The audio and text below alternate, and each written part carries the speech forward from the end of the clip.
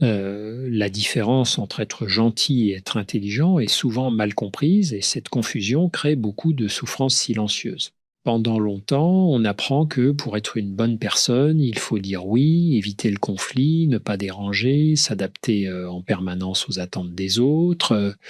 Cela ressemble à de la gentillesse, mais en réalité, c'est souvent une forme d'effacement. Quand une personne agit ainsi, elle croit protéger la relation, alors qu'elle est surtout en train de se perdre elle-même. Ce que j'ai observé, c'est que beaucoup de personnes qui se sentent épuisées, bloquées ou frustrées ne manquent ni de valeur ni de bienveillance. Elles manquent de clarté intérieure et de discernement émotionnel. Être intelligent dans ce contexte ne signifie pas être froid, calculateur ou indifférent. Il s'agit d'une intelligence plus profonde, celle qui permet de comprendre ce qui se passe en soi avant de répondre au monde. Une personne émotionnellement intelligente sait reconnaître ses limites, ses besoins et ses signaux internes. Elle comprend que dire oui à tout revient souvent à se dire non à soi-même. Cette prise de conscience est rarement confortable car elle oblige à regarder de près les mécanismes automatiques qui gouvernent nos comportements relationnels. Dans une conversation intime, on me dit souvent cette phrase je fais toujours passer les autres avant moi et pourtant je me sens vide. Ce vide n'apparaît pas par hasard. Il se construit lentement chaque fois qu'une émotion est étouffée, chaque fois qu'un besoin est ignoré, chaque fois qu'un malaise est rationalisé au nom de la paix apparente. L'intelligence consiste à comprendre que la paix extérieure, obtenue au prix d'une guerre intérieure, n'est jamais durable. Le corps finit toujours par envoyer des signaux sous forme de fatigue chronique, d'irritabilité, de perte de sens ou d'anxiété diffuse. Ce qui est frappant, c'est que la gentillesse excessive est souvent confondue avec la maturité émotionnelle, alors qu'elle en est parfois l'opposé. Une personne mature émotionnellement n'a pas besoin d'être constamment aimée ou approuvée pour se sentir en sécurité. Elle accepte que certaines limites déplaisent, que certaines décisions créent de l'inconfort et que toute relation saine inclut une part de désaccord. Cette capacité à tolérer l'inconfort est au cœur de l'intelligence psychologique. Sans elle, on reste prisonnier d'un rôle, celui de la personne agréable, disponible, compréhensive, mais intérieurement épuisée. Avec le temps, j'ai compris que beaucoup de souffrances relationnelles ne viennent pas d'un manque d'amour, mais d'un manque de position intérieure. Lorsqu'une personne ne sait pas clairement ce qu'elle accepte et ce qu'elle refuse, elle devient perméable à toutes les attentes, elle confond adaptation et soumission, compréhension et renoncement. Être intelligent, c'est savoir se positionner sans agressivité, affirmer sans écraser, refuser sans se justifier excessivement, c'est une posture intérieure qui s'apprend et qui transforme profondément la manière d'être au monde. Ce travail commence toujours par une question simple mais exigeante. Qu'est-ce que je ressens vraiment dans cette situation? Tant que cette question n'est pas posée, les réponses viennent de l'habitude, de la peur ou du conditionnement social. Lorsqu'elle est posée honnêtement, quelque chose change. La personne cesse de réagir automatiquement et commence à répondre consciemment. C'est là que la gentillesse cesse d'être un réflexe et devient un choix. Et c'est précisément à cet endroit que l'intelligence émotionnelle commence à se développer. L'un des obstacles majeurs à cette intelligence intérieure est le fonctionnement automatique de l'esprit. Beaucoup de personnes vivent en pilote automatique, répétant les mêmes schémas relationnels sans jamais les interroger. Elles disent oui avant même de sentir si elles en ont l'élan. Elles s'excusent avant même d'avoir posé une limite. Elles se sentent coupables dès qu'elles pensent à elles-mêmes. Ce n'est pas un choix conscient, c'est un conditionnement profond. Le cerveau apprend très tôt que l'acceptation des autres est une condition de sécurité et il s'accroche à cette stratégie même lorsqu'elle devient nocive.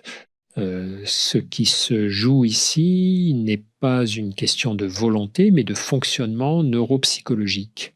Lorsque le cerveau perçoit un risque de rejet ou de conflit, il active des circuits anciens liés à la survie. Dans cet état, la priorité n'est pas la cohérence intérieure, mais la protection du lien. Le problème, c'est que ce mode de fonctionnement, s'il devient chronique, empêche toute évolution.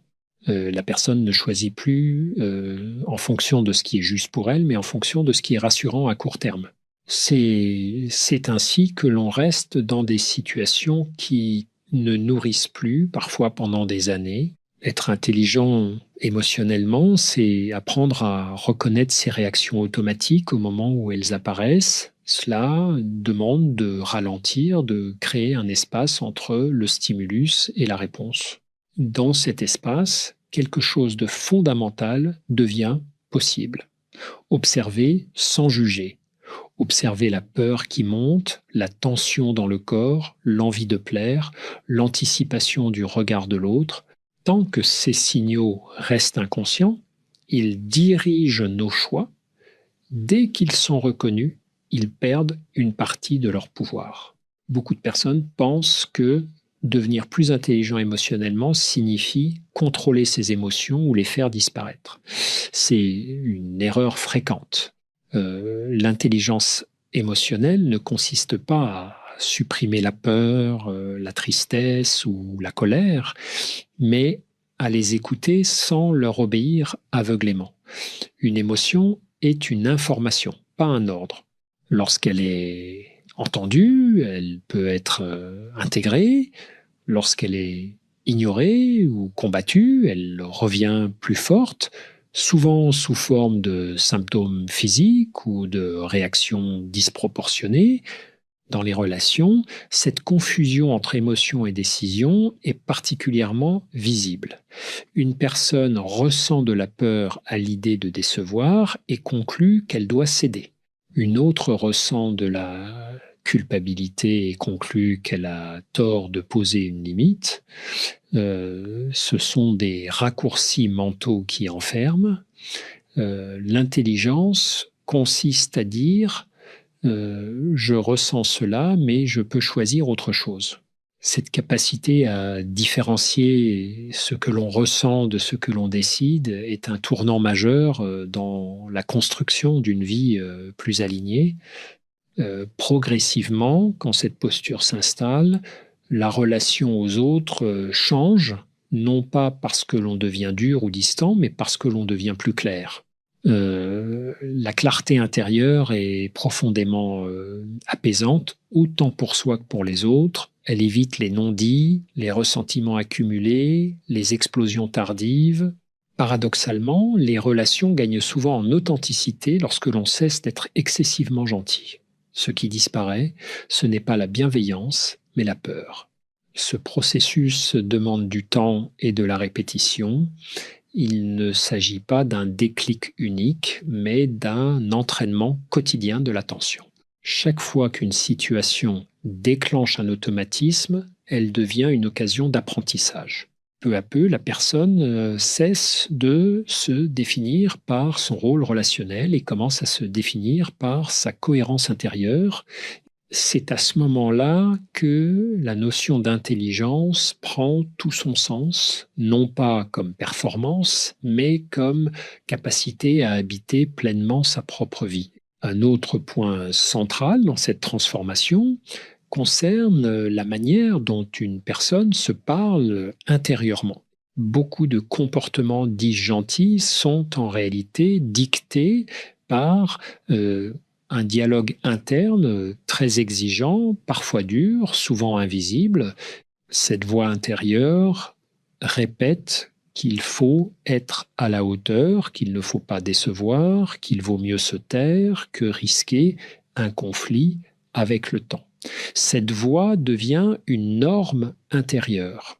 Elle ne questionne plus, elle ordonne, et plus on lui obéit, plus elle se renforce.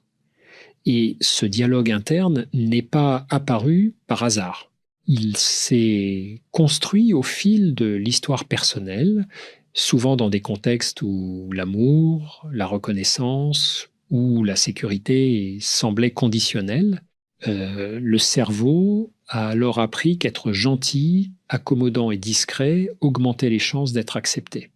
Ce mécanisme a parfois été utile à un moment donné, mais il devient problématique lorsqu'il continue à gouverner la vie adulte. L'intelligence émotionnelle commence par reconnaître que ce qui a protégé autrefois peut aujourd'hui enfermer. Et beaucoup de personnes confondent cette voix intérieure avec leur identité.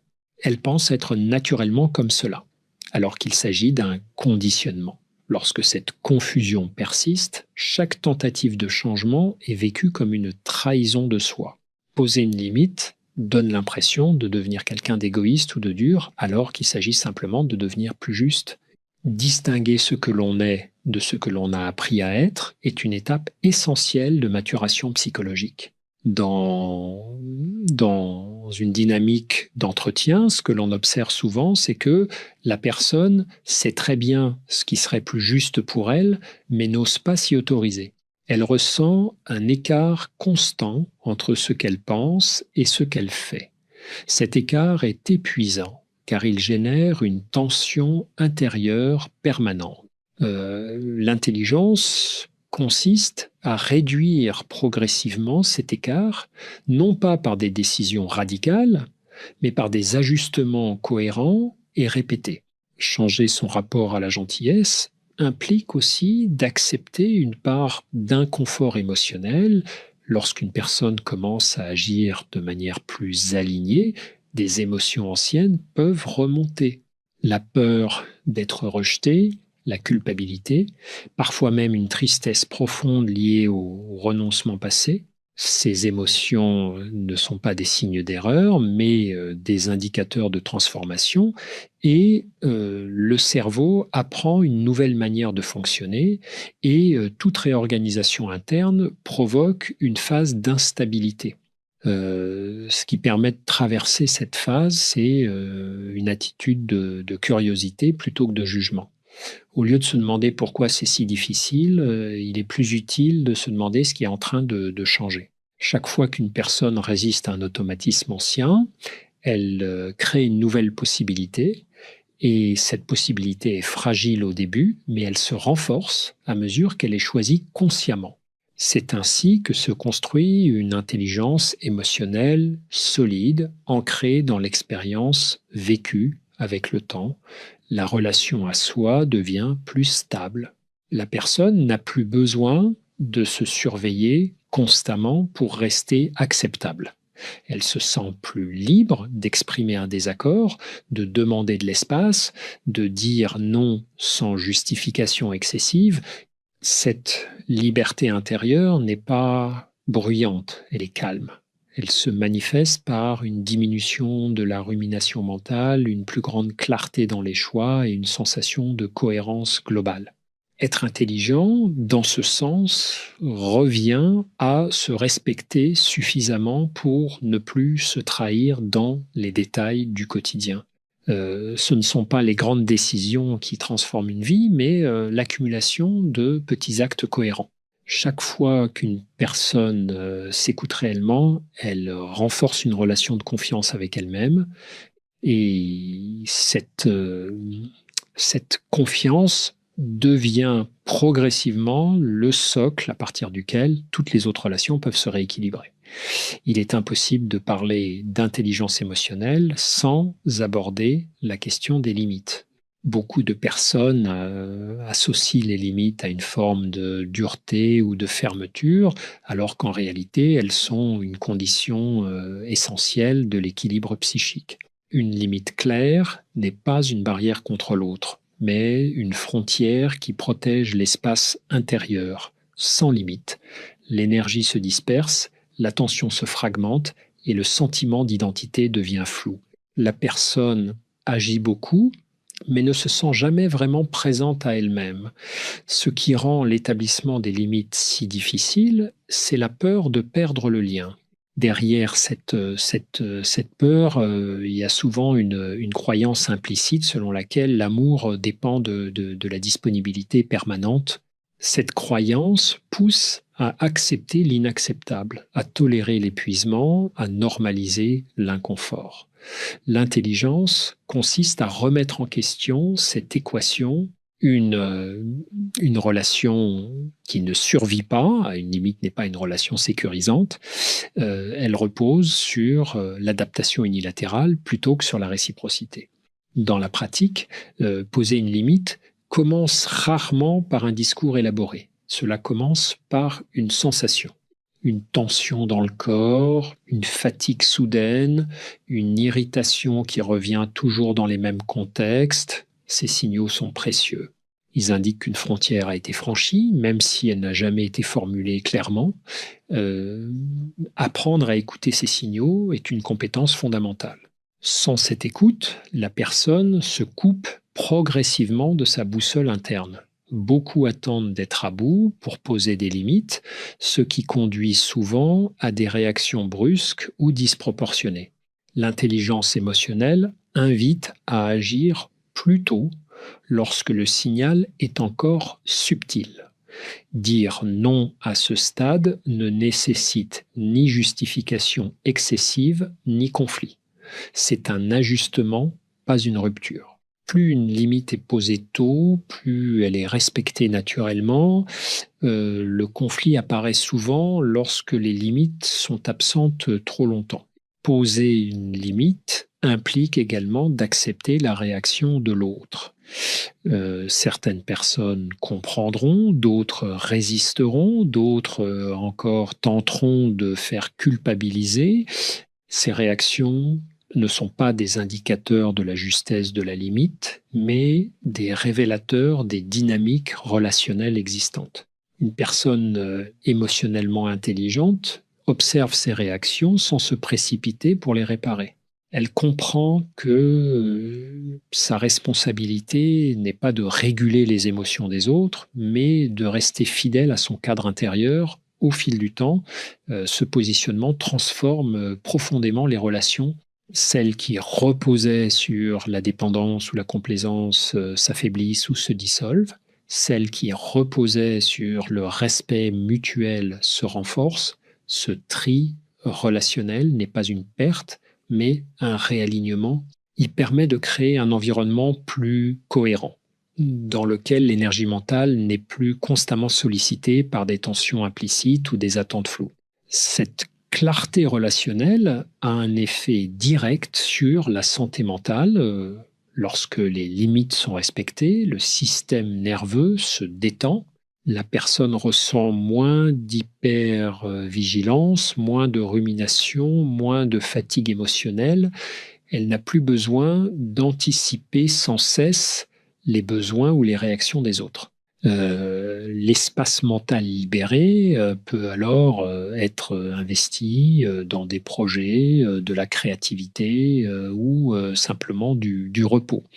L'intelligence, ici, se manifeste comme une économie psychique.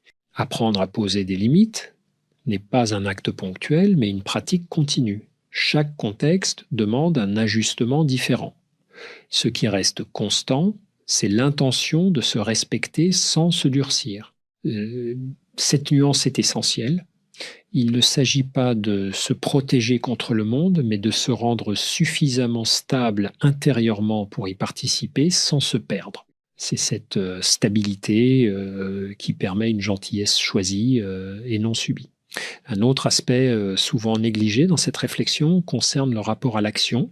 Beaucoup de personnes pensent qu'elles doivent d'abord se sentir prêtes, calmes ou confiantes avant de changer leur manière d'être. Elles attendent une certitude intérieure qui n'arrive jamais vraiment.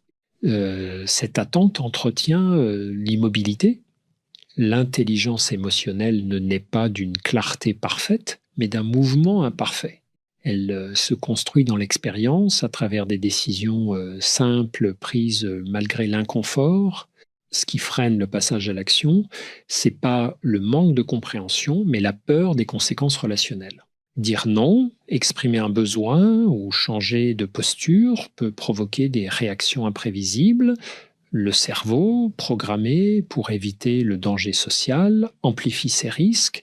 Il imagine des scénarios extrêmes, des ruptures, des conflits irréversibles. Pourtant, dans la majorité des cas, ces scénarios ne se réalisent pas. Et lorsqu'ils se réalisent, ils révèlent souvent des relations déjà fragiles. Agir de manière plus intelligente émotionnellement, c'est accepter de traverser une zone d'incertitude. Cette zone est inconfortable, mais elle est nécessaire. Tant que la personne reste dans des comportements connus, même s'ils sont douloureux, elle conserve une illusion de contrôle. Changer implique de renoncer à cette illusion. Paradoxalement, c'est ce renoncement qui ouvre la voie à un véritable sentiment de maîtrise intérieure. La maîtrise ne vient pas de l'absence de peur, mais de la capacité à agir avec la peur présente. Dans ce processus, les petites actions ont un impact majeur. Il ne s'agit pas de transformer toutes ces relations du jour au lendemain, mais de modifier progressivement certains automatismes et répondre plus tard au lieu de répondre immédiatement. Prendre le temps de ressentir avant d'accepter. Formuler une préférence là où l'on se taisait, où ces ajustements peuvent sembler insignifiants, mais ils rééduquent le système nerveux. Ils montrent au cerveau qu'il est possible de rester en sécurité tout en étant plus aligné. L'un des changements les plus profonds concerne le rapport au temps. Une personne excessivement gentille vit souvent dans l'urgence des demandes extérieures. Elle réagit, elle s'adapte, elle répond. Une personne plus intelligente, émotionnellement ralentit, elle s'autorise un délai. Ce délai crée un espace de choix. Il permet de sortir de la réaction automatique et d'entrer dans une réponse consciente. Cette simple modification du rythme transforme la qualité de la présence et la perception de soi au fil des expériences. Un phénomène intéressant apparaît. La personne commence à ressentir une forme de solidité intérieure. Elle se rend compte qu'elle peut décevoir sans être rejetée, qu'elle peut dire non sans perdre sa valeur, qu'elle peut être en désaccord sans rompre le lien. Ces expériences correctrices sont essentielles. Elles viennent contredire les croyances anciennes inscrites dans la mémoire émotionnelle. Chaque expérience renforce un peu plus la confiance en soi. Il est important de comprendre que cette confiance ne repose pas sur une image de force ou de performance, elle repose sur la cohérence. Lorsque les actes et les ressentis commencent à s'aligner, l'énergie mentale cesse de se disperser, la personne se sent moins divisée intérieurement. Cette unité intérieure réduit la fatigue psychique et augmente la clarté. C'est souvent à ce moment-là que l'on observe une amélioration globale du bien-être sans qu'un événement extérieur majeur ne soit survenu. Être intelligent, dans cette perspective, signifie accepter de devenir responsable de son positionnement. Cela implique de renoncer au rôle de victime des circonstances ou des attentes des autres. Cette responsabilité peut faire peur car elle enlève certaines excuses, mais elle est profondément libératrice. Elle redonne à la personne un sentiment d'agencie, de capacité d'influence sur sa propre vie. Et ce sentiment est un facteur clé de santé psychologique. Un dernier élément essentiel dans ce cheminement concerne la manière dont une personne gère son énergie mentale et émotionnelle au quotidien. Beaucoup cherchent à devenir plus intelligents dans leurs relations sans jamais regarder leur état de fatigue, de surcharge ou de dispersion. Or, un esprit épuisé ne peut pas être lucide. Lorsqu'une personne est constamment sollicitée, surstimulée, connectée, elle perd progressivement l'accès à ses ressentis fins. Elle devient plus réactive, plus irritable, moins capable de discernement. Dans cet état, la gentillesse automatique revient comme un réflexe parce qu'elle demande moins d'efforts que la présence consciente. Le apprendre à être intelligent implique donc aussi d'apprendre à se réguler. Cela passe par des moments de retrait, de silence, de récupération. Il ne s'agit pas de se couper du monde, mais de créer des espaces où le système nerveux peut se rééquilibrer. Sans ces espaces, toute tentative de changement devient fragile. La personne comprend intellectuellement ce qu'elle devrait faire, mais n'a pas les ressources internes pour le mettre en œuvre. La régulation précède toujours la transformation durable. Ce lien entre fatigue et gentillesse excessive est souvent sous-estimé. Une personne reposée ose plus facilement dire non, exprimer un désaccord ou affirmer un besoin. Une personne épuisée cherche avant tout à éviter le conflit et à simplifier les interactions. Elle choisit la paix immédiate plutôt que la cohérence à long terme. C'est pas un défaut moral, c'est un mécanisme physiologique. Reconnaître cela permet d'aborder le changement avec plus de réalisme et moins de jugement. La qualité du repos joue ici un rôle central. Dormir suffisamment, ralentir en fin de journée, réduire l'exposition constante aux sollicitations numériques sont des actes profondément intelligents. Ils ne sont pas accessoires, ils sont structurants. Un esprit reposé retrouve sa capacité à observer, à nuancer, à choisir. Il peut alors faire la différence entre une demande légitime et une intrusion, entre une adaptation saine et un renoncement de soi. Cette clarté ne vient pas de la réflexion seule, mais de l'état interne, avec le temps. Lorsque cette hygiène mentale s'installe, la personne remarque un changement subtil mais profond. Elle se sent moins envahie, ses pensées sont plus ordonnées et ses émotions circulent sans s'accumuler. Dans cet état, la gentillesse n'est plus vécue comme une obligation, mais comme une expression naturelle de la sécurité intérieure. Elle peut être présente sans coûter trop cher, parce qu'elle n'est plus en concurrence avec le respect de soi. Et ce processus transforme également la relation au conflit. Lorsque l'énergie interne est stable, le conflit n'est plus perçu comme une menace majeure, mais comme une information. Il devient possible d'aborder un désaccord sans s'effondrer intérieurement, sans se rigidifier ou se fermer. Cette capacité à rester présent dans l'attention est l'un des marqueurs les plus fiables de l'intelligence émotionnelle. Elle permet de préserver le lien sans se sacrifier. Au terme de ce chemin, quelque chose d'essentiel se met en place. La personne cesse de se définir par son rôle relationnel ou par le regard des autres. Elle se définit par sa capacité à rester fidèle à elle-même dans la relation. Cette fidélité n'est ni rigide ni défensive. Elle est souple, consciente et vivante. Elle permet d'être gentil quand cela a du sens et ferme quand cela est nécessaire. C'est cet équilibre qui donne au titre toute sa profondeur.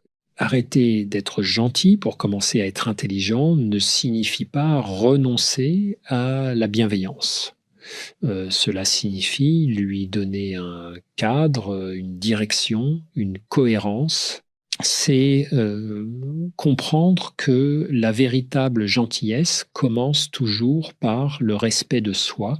Lorsque ce respect est là, les relations deviennent plus simples, plus vraies et moins coûteuses. Et c'est souvent à ce moment-là que l'on réalise que l'intelligence émotionnelle n'est pas un effort permanent, mais une manière plus juste d'habiter sa propre vie.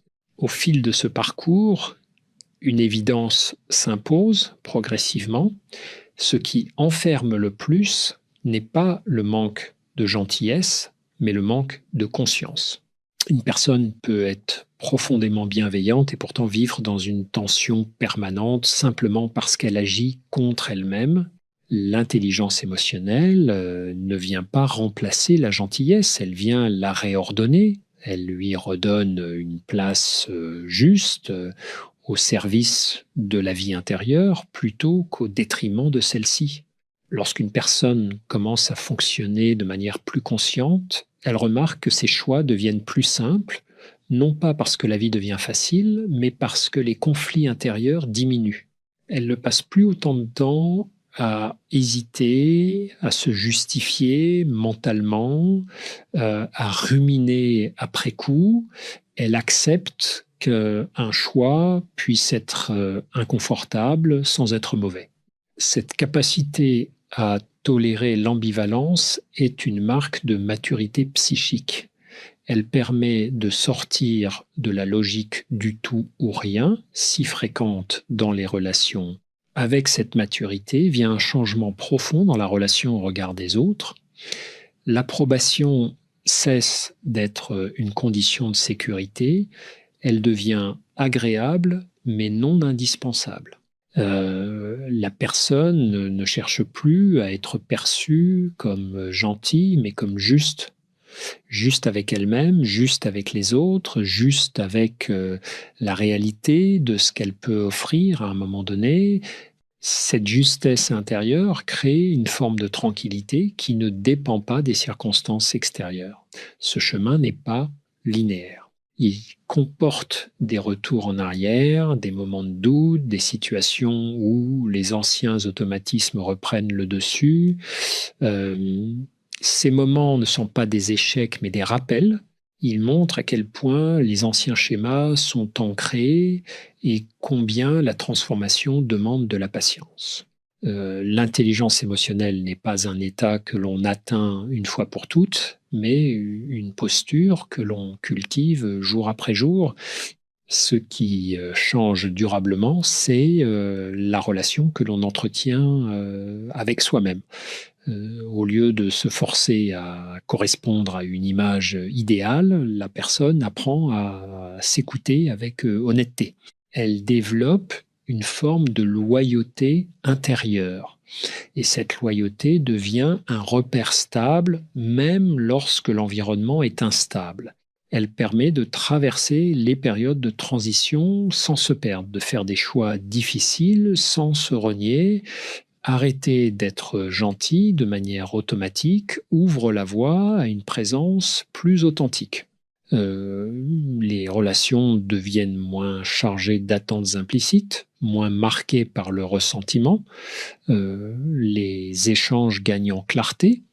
Ce qui est dit est plus proche de ce qui est ressenti. Ce qui est refusé est assumé sans agressivité. Cette simplicité relationnelle est souvent perçue par l'entourage comme une forme de solidité tranquille.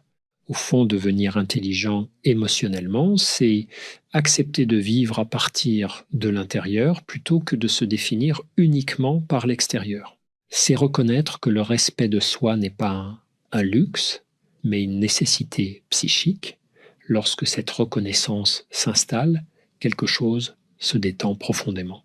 La vie ne devient pas parfaite, mais elle devient plus habitable. Et c'est souvent dans cette habitabilité retrouvée que l'on découvre une bienveillance plus vraie, plus stable et paradoxalement plus généreuse, parce qu'elle ne se fait plus au prix de soi.